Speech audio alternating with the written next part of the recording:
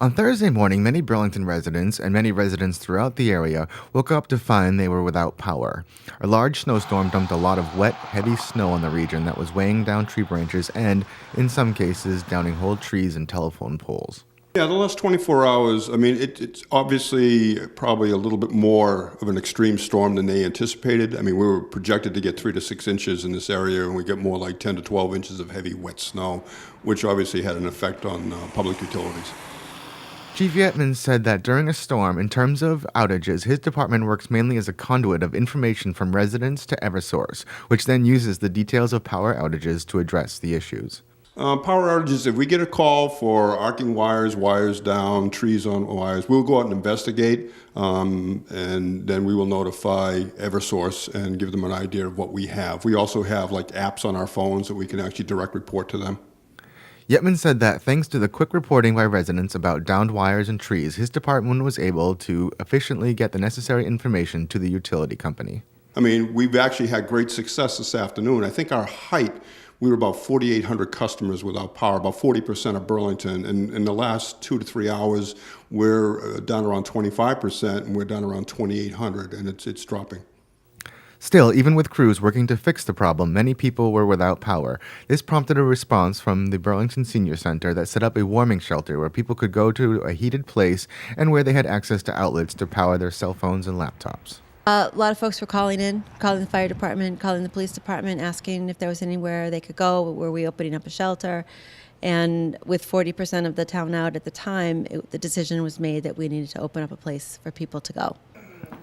McDonald's said that though they did not have a large number of people, it is important to offer the service, as having a warm place with lights on can be important when people are in need. We've had a few people come in, yeah. Funny, the millennials, we had a bunch of millennials come in.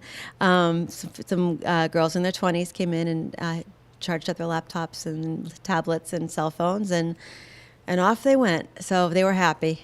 And in the past, when we had to do this a long time ago, and I had somebody come in who needed to clean her bottles for her baby, needed the hot water. So it's definitely worth being open for people and letting them know that we're okay with heat and hot water if need be. One place where there were a lot of people congregating for heat and electricity was the Burlington Public Library, which was fortunately able to open as normal, only to find themselves a hotbed of activity. So we opened up at our normal time at 10 o'clock. And of course, from the very first minute, we had multiple phone calls asking if we were open, if we had power, if we had internet. So we were able to tell people that we were open. We had an enormous influx just in the very first hour. The second floor was filled. The first floor was filled with parents and children just looking to get out of the house and get someplace where they could be warm and they could charge their phones and use the internet. Wick said that shelter from a storm is just one more service he's happy the library can provide. Well, I think this just really proves the importance of the library to people as a place that they're comfortable coming to during time of need, time of crisis, where they need something that they can use that's beyond the normal range of just getting books, but use it in any way that we can make it usable for them. Both directors said that in this day and age, when people rely on their handheld electronics for much of their information and communication, providing residents an opportunity to juice up their devices is an essential service. It's obviously, Senior Center Director thinks it's really important for people to stay engaged and connected to people. And it can be kind of difficult if you're home in the dark and you don't know what's going on out there, and people are worried about you as well. So it's important to be able to connect with folks and let your family know you're okay, let your friends know you're okay, or be able to let them know you're not okay. And you can't do that. These days everybody's phones are connected to their internet. So, the internet systems, so if that goes down, you're completely out of touch. So those cell phones and the email systems becomes really important for making sure people can get in touch with other folks.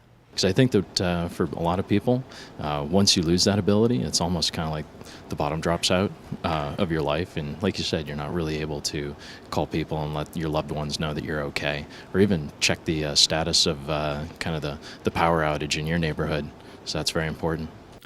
Finally, Chief Yetman said that during events like this, it is important to, before all else, be safe. Well, yeah, if you can stay indoors, I mean, obviously everybody has to do some cleanup. I mean, just take your time. It's not a race. Just take your time, removing snow and stuff like that. If you can get, if you're an older person or a person with disabilities, then obviously try and get some of your neighbors to give you a hand. Again, if there's an issue with down trees, down power lines and stuff like that, certainly give us a call. Stay away. You see lines down really literally all over town right now. We ask anybody to just stay away from the lines. Treat every line like it's alive. Out and about in Burlington, I'm B News Director Rich Hosford.